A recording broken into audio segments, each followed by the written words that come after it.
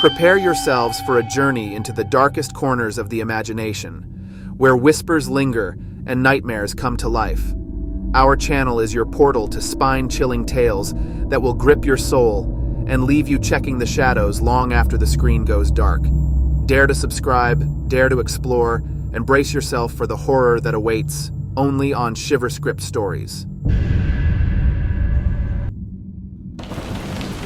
Late one stormy night, as relentless rain and howling wind assaulted the world outside, I sought refuge in an ancient, dilapidated mansion standing guard at the edge of a desolate moor.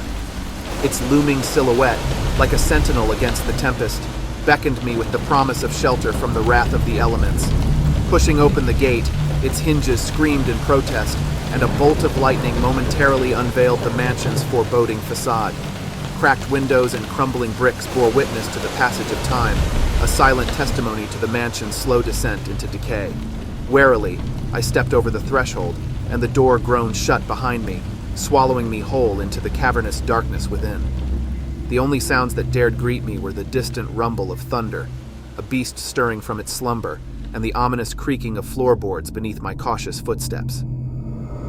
Each step sent vibrations through the empty halls, an echoing chorus that seemed to awaken the dormant spirits within the dilapidated walls, turning every movement into a mournful dirge. The air within the mansion bore the weight of unspoken sorrows, as if the very essence of time had permeated its decaying walls. With each passing moment, the atmosphere thickened, pressing against me like an unseen force. Shadows danced on the peeling wallpaper, casting eerie silhouettes that whispered long-forgotten tales of despair, a silent narration of the mansion's melancholic past.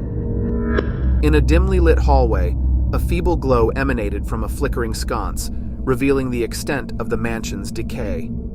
Venturing deeper, the corridor stretched before me like a dark, yawning abyss, beckoning me to explore the mysteries concealed within its shadows.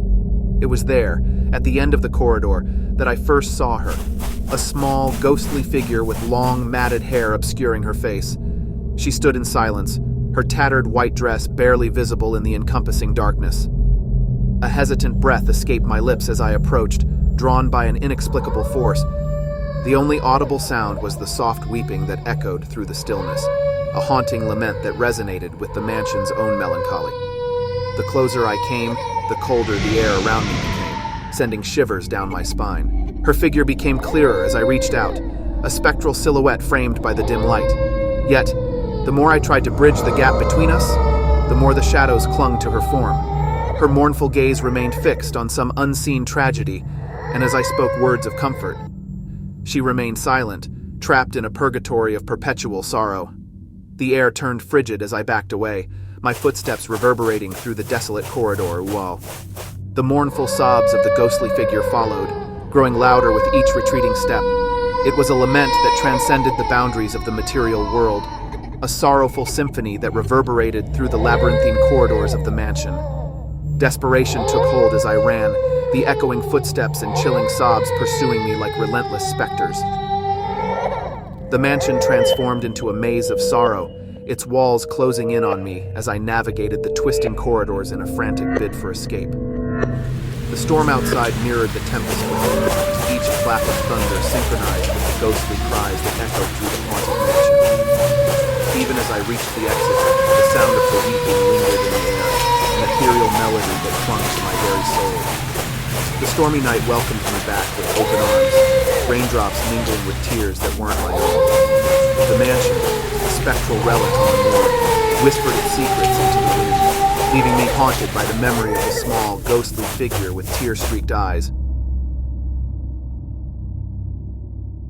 I never thought a simple evening stroll could turn into a nightmare. The air was thick with the scent of cotton candy and the distant hum of carnival music. The distant laughter of children echoed through the night as I wandered deeper into the deserted carnival grounds.